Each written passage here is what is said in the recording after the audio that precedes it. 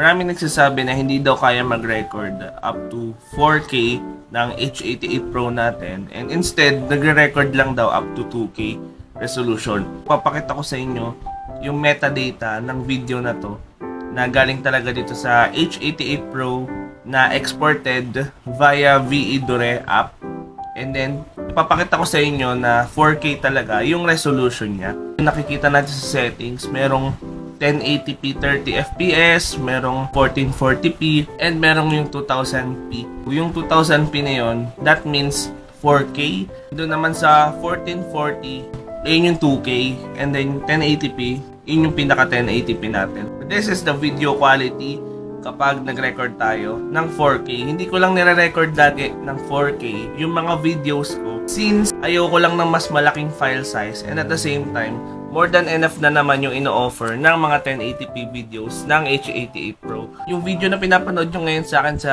namang platform kayo ngayon, this was exported via 1080p lang, since hindi naman supported ng all social medias yung more than 1080p except YouTube. Please let me know what are your thoughts and what are your additional questions about this product, and we will answer it. If you're interested in this product, just click the link down below. You can also like and follow for more.